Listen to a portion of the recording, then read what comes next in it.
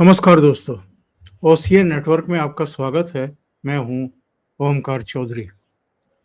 एक रिपोर्ट आ रही है कि नक्सली अब न केवल बंट गए हैं, बल्कि उनकी ताकत भी बिल्कुल निम्न स्तर पर आ गई है। उनके पास हथियार नहीं बचे हैं। कोई भी इस तरह का विद्रोही, खून खराबा करने वाला संगठन तब तक जीवित नहीं रह सकता जब तक उसको मदद ना मिले। जो मदद के इनके हाथ थे वो भी एक तरीके से कट चुके हैं। अब इनके पास हथियार नहीं बचे हैं।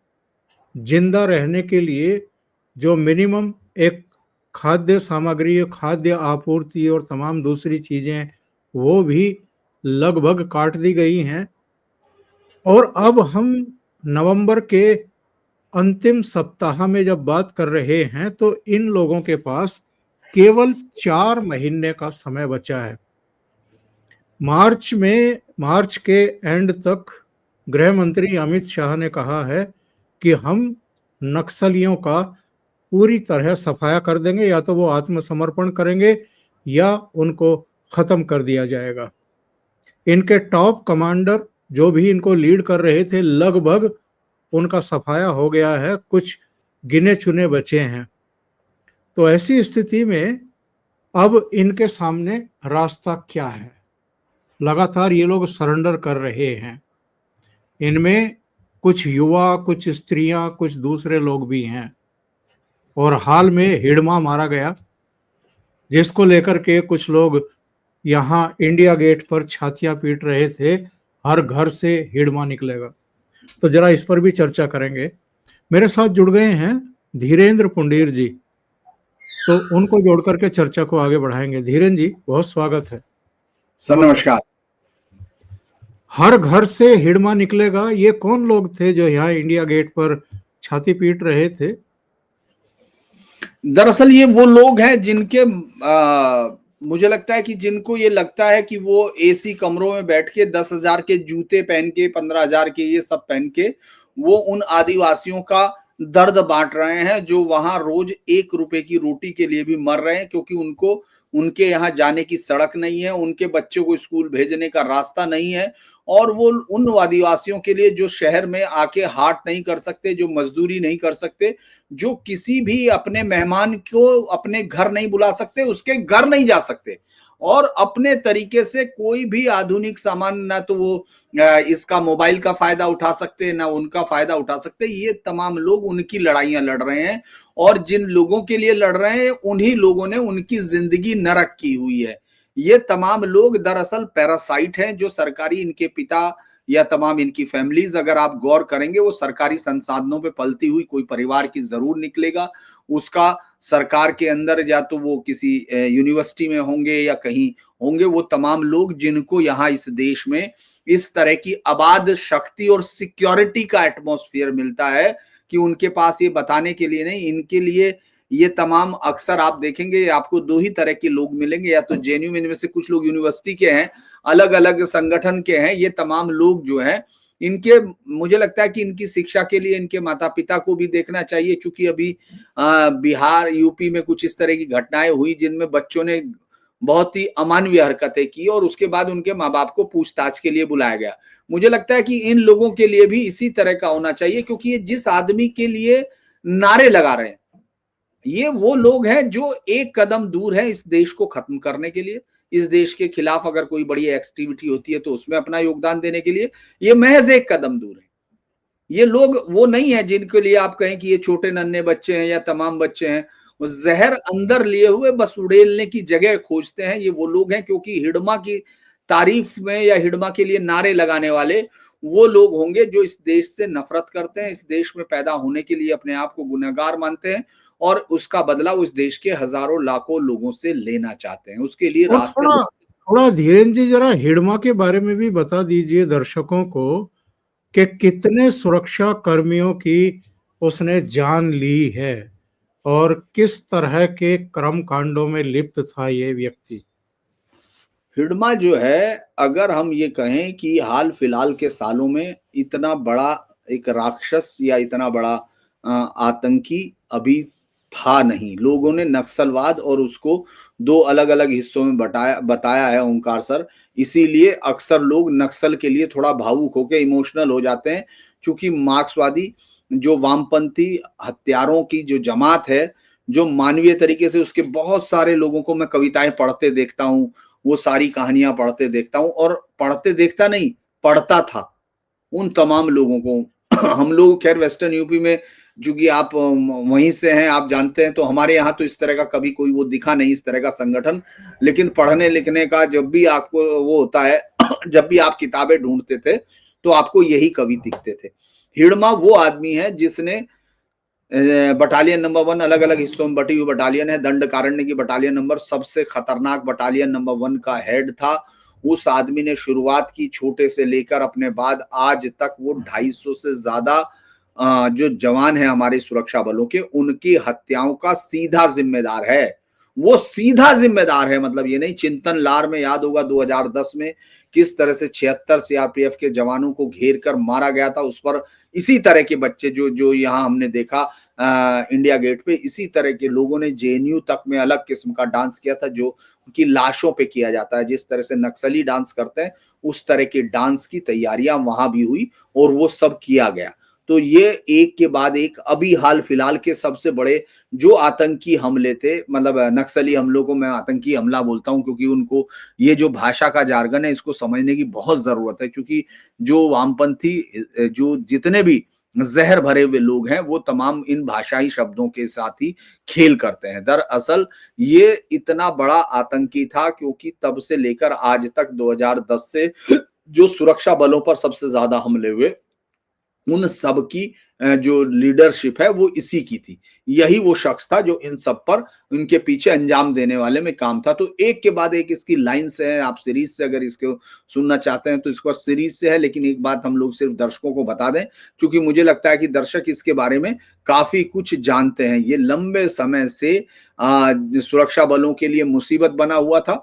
इसको जो लोग थे सुरक्षा बलों में वो उसको ढूंढ रहे थे और आखिरकार इसको अभी 18 नवंबर को शायद इसको मार गिराया गया। उस वक्त जब बिहार में गृह मंत्री वहां थे, तो ये कहा गया कि मार्च से पहले ही इसका इलाज हो गया। यानी मार्च से 31 से पहले खत्म करने की जो डेडलाइन है, उससे पहले ही इसको मार गिराया गया है। और इसके मार गिराने का मतलब आप इस बात से लगा सकते हैं कि इसके बाद नक्सली काडर का पूरा वो टूट गया, क्योंकि ये जो कमेटी के काफी लोग पिछले कुछ समय से बाकायदा मारे गए हैं। एक के बाद एक उन लोगों को मारा गया और उनको जो लोग हैं उसके बाद समर्पण की लहर चली। तो अगर मैं ये कहूं कि ये आदमी सबसे खतरनाक, जितना हम लोगों ने इतने समय में किसी उसको देखा है, उसमें सबसे खतरनाक आदमी यही था।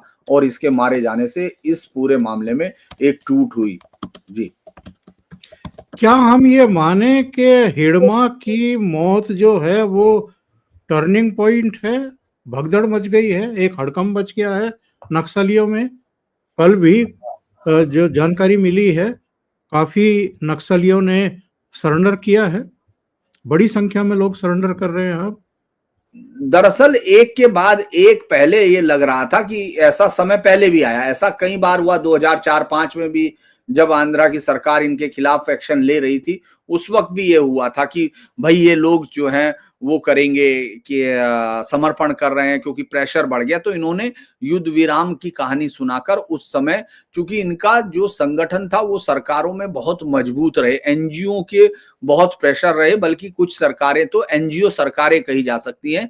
उसमें उस वक्त अगर मैं ये कहूंगा कि उस समय ये भी अपने जो मनमोहन सिंह थे, उस समय भी बहुत सारे एनजीओ को जो इस तरह के फंड आते थे, जिनको अब बंद किया गया।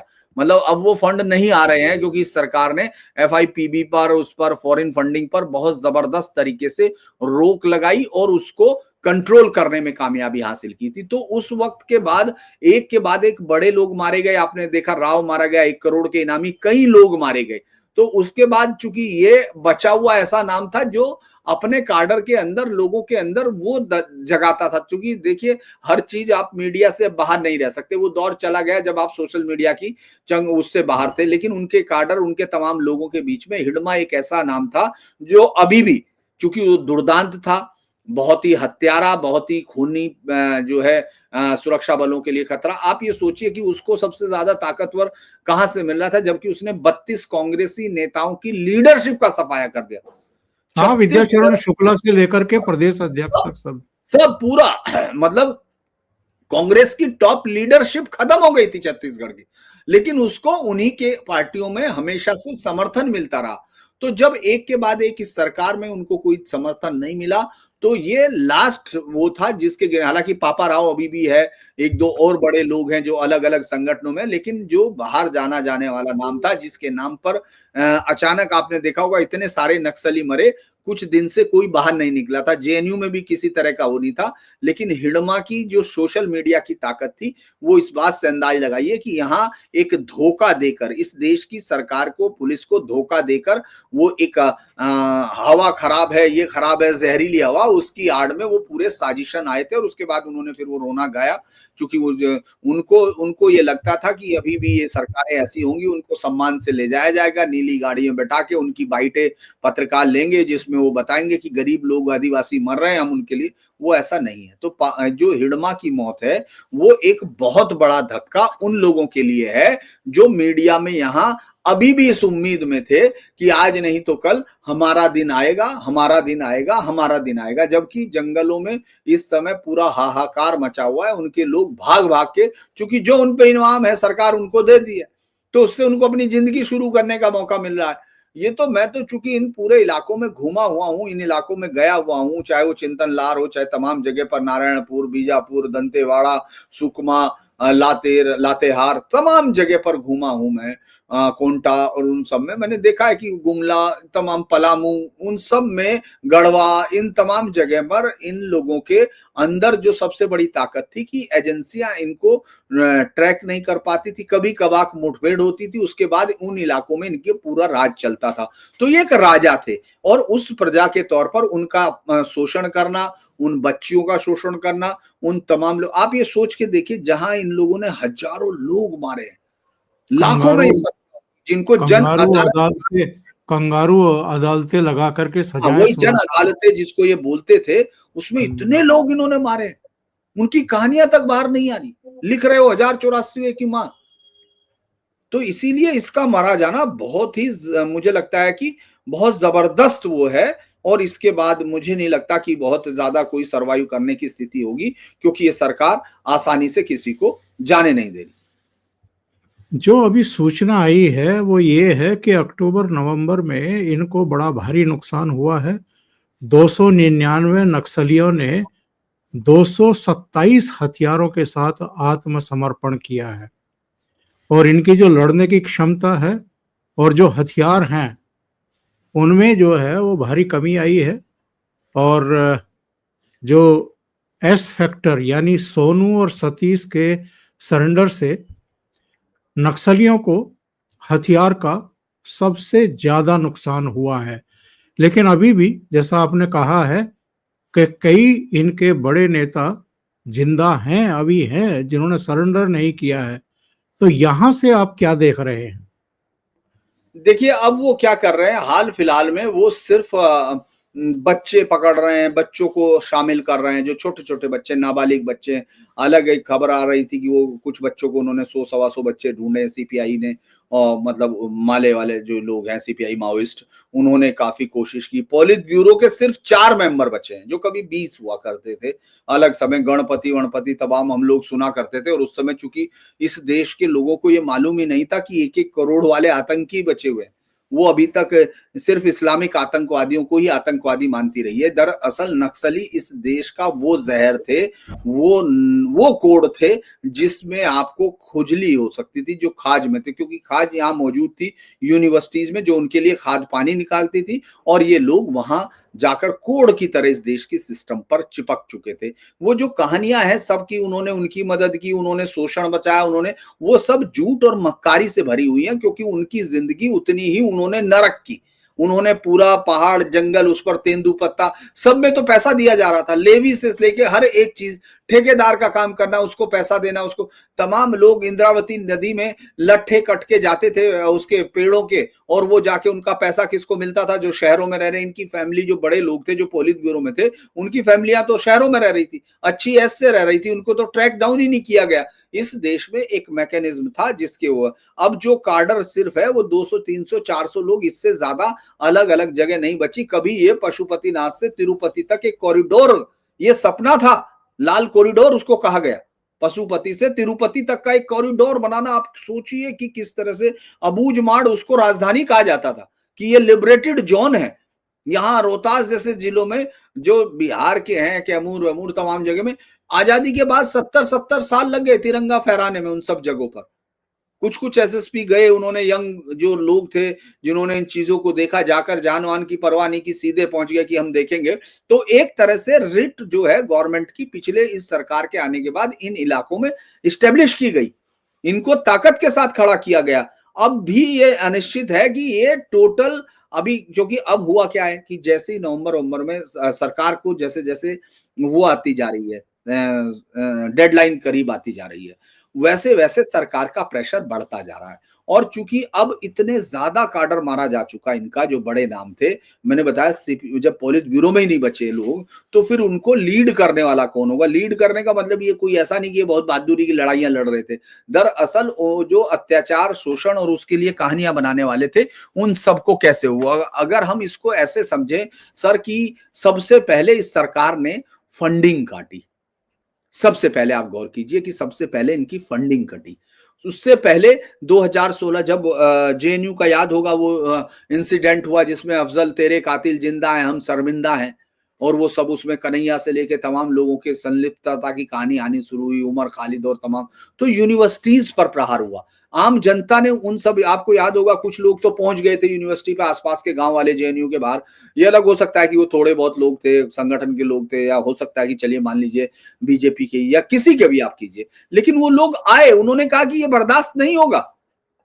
यूनिवर्सिटी में जेएनयू जैसा अभी भी वही है, अभी भी उसमें कोई चीज नहीं, क्योंकि अभी उसमें ह्यूमैनिटीज के नाम पर, और आप सोचिए बेशर्मी ये है कि जो वहां चुने जाते ब्राह्मण से लड़के हैं, वो जो अपर कास्ट के, वो कह रहे हैं कि साहब मनुवाद और ब्राह्मणवाद नहीं कर दिया। अरे तुम वहीं बैठे हुए हो, तुम खुरच के हटाओ पहले उस जाति को। ये दरअसल झूठ और मक्कारी की तर्ज पर बनाई गई एक ऐसी इमारत थी जिसकी नींव में गरीब, मजलूम, दलित, आदिवासियों का खून था, उनके बच्चों की चीखें थी, उनकी औरतों की अस्मतें थी, और उस सब आप का बहुत महत्वपूर्ण बिंदु पर इस चर्चा को ले आए आप धीरेन्द्र जी। ये तो ठीक है कि ये मार्च में नहीं और 2-4 महीने में निपट जाएंगे, सरकार ने तय कर लिया है, एजेंसियां सारी काम कर रही हैं, तो ये खत्म होने ही हैं। लेकिन अर्बन नक्सल का क्या? देखिए अभी भी ये देश, अभी चूंकि अर्बन नक्सल अपने लिए हमेशा आपको वो कहानियां याद होंगी, हमारे अक्सर कहानियों में देखते हैं कि वो मरता है तो वो दूसरे जिस्म में घुस जाता था, एक वो फिर तीसरे जिस्म में घुस जाता था। या हम लोग देखते हैं कि रक्त बीज की कहानी देखते हैं, एक रक्त की बूंद जमीन पे गिरती है, बहुत सारे, जितनी बूंदें गिरेंगी उतने राक्षस। दरअसल 67 से इस देश में, वैसे तो जब से 1920 से, ये सबसे बड़ी हैरानी की बात है, लोग इसके बारे में बहुत जानते नहीं हैं ओंकार सर, कि इन लोगों ने इतना बड़ा नैरेटिव तैयार किया। ये हमेशा से इस देश को 17 टुकड़ों में बांटने के लिए अंग्रेजों से मिले, इन लोगों ने क्रिप्स मिशन में दिया, 17 टुकड़ों में इस देश को बांटना था, उन्होंने कहा ये एक देश है ही नहीं। उसके बाद इन लोगों ने इस देश की आजादी को आजादी नहीं माना। आपको मालूम है 1952 तक लगातार इन्होंने कहा ये झूठी आजादी, और पूरा वारंगल विद्रोह छेड़ दिया, हजारों लोग मारे गए, इन्होंने रजाकारों से हथियार लेके मारा हिंदुस्तानी फौजों को। उसके बाद, इसके बाद भी, और आपको 2021 या 22 का मुझे एग्जैक्ट वो याद नहीं, बंगाल के माकपा मुख्यालय पर पहली बार तिरंगा फहराया गया 15 अगस्त में, और उसमें, और आप सोचिए आप देश में नैरेटिव क्या चलता है कि साहब उस संघ ने अपने मुख्यालय पे नहीं किया, ये नहीं किया। दरअसल ये सब ताकत इनको अर्बन नक्सल से मिली। ये अर्बन नक्सल जो था उसने एक इतनी रोमानी छवि गढ़ी, और चूंकि जब वहां चले गए उसके बाद वही दारू और तमाम चीजें, और उनके उनके अपने जीवन के आचरण को देखिए, वो लोग बड़े आराम से, जिन लोग ये तैयार करते हैं, मैं एक नंदिता, या क्या नाम मुझे याद नहीं आ रहा, मेनन शायद थी, मैं 2016 में चूंकि उस को कवर कर रहा था मैं, जो जेएनयू वाला था, उसमें एक अपूर्वानंद नाम का टीचर, यूनिवर्सिटी में टीचर है अब दिल्ली हाँ, यूनिवर्सिटी। ये प्रोफेसर अपूर्वानंद, हाँ। हाँ, वो कहानी समझा रहा है कि महात्मा गांधी और इनको, मतलब ये क्या नक्सली ने मतलब कैसे वामपंथ, अरे तुम उनको मरने की रात दिन दुआ कर रहे थे, तुम उनके खिलाफ थे। आज तुम, चूंकि उन लोगों ने नक्सली, जो अर्बन नक्सल का जो एक कोहर्ट तैयार हुआ, उन लोगों ने इस देश के इंटेलिजेंसिया को सबसे पहले पकड़ा, उनको उनको बाहर, अब आप सोचिए कि आरफा खानम सरवानी या इस तरह की टाइप पत्रकारें हैं, वो वहां जाके किस तरह से वो स्टैनफोर्ड में रही होंगी, कौन सी पत्रकारिता का रहा है, क्या मतलब एक्सक्लूसिव आपने, क्या चीज थी जो आपने किया होगा पत्रकारिता में। मैंने इतने साल तक गुजारे हैं, इन्वेस्टिगेशन से लेके तमाम पत्रकारिता, देश के हर एक राज्यों के चुनाव से लेके हर एक बड़ी घटनाओं में शामिल होना, सब मेरा, तो मैंने तो कभी नहीं देखा।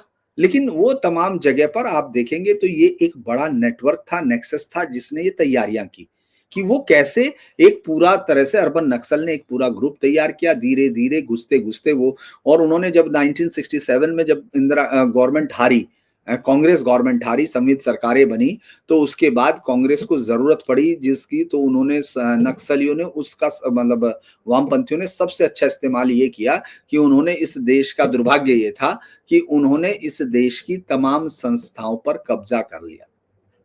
वो एजुकेशन उन्होंने मांगी तो एजुकेशंस में चेंजेस शुरू हुए, एजुकेशंस में बदलाव लाने शुरू हुए, उस हिस्ट्री को बदलना शुरू किया, और फिर इसके पास, चूंकि ये दुनिया में ये वामपंथ और इस्लामिक आतंकवाद, इसकी एक अच्छी बात यह है जो समझ में आती है कि वो सबसे पहले एक एजेंडा तैयार करता है, नैरेटिव तैयार करता है, उसमें एक विक्टिम तैयार करता है, विक्टिमहुड तैयार करता है, और उसके बाद फिर पूरी सोसाइटी को उसमें वो अपराध के तौर पर, उन्हें या तो आप अपराधी माने अपने आप को, और नहीं तो आप अपराधी हैं जिनको गोलियां चलानी, यानी गोली दागो पोस्टर, ब्रूनो की भागी हुई बेटियां, बाद में वो वापस आ गया, वरवरा राव। तो सबसे पहले अगर हम उस पर गौर करते हैं कि उस वक्त इन्होंने एजुकेशन सेक्टर को कब्जा, और चूंकि ये सरकार ने कहा, उसी के बाद फिर उसी में ये जेएनयू भी बने, ये तमाम चीजें बनी, तो इन सब में अबाध छूट दे दी गई, जो ये मान लिया गया कि हिंदुस्तान में ये जो है नक्सलिज्म ही इस देश का आगे का रास्ता है। 1967 में आप याद कीजिए, नक्सलबाड़ी से वो कानू सान्याल और चारू मजुमदार की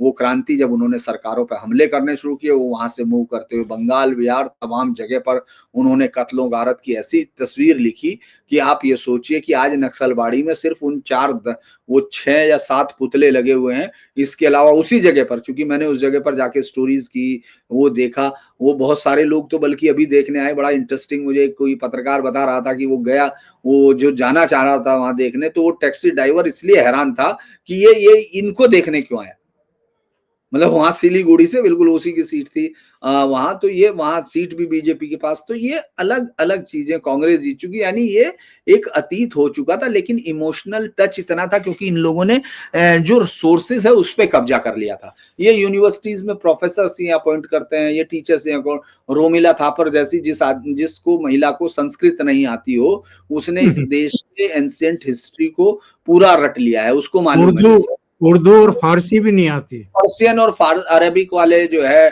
इरफान हबीब जो मध्यकाल के वो हैं, तो ये सब लोगों ने एक सिस्टम क्रिएट किया, उसका वजह से अर्बन नक्सल आज तक कामयाब रहा और अभी भी है।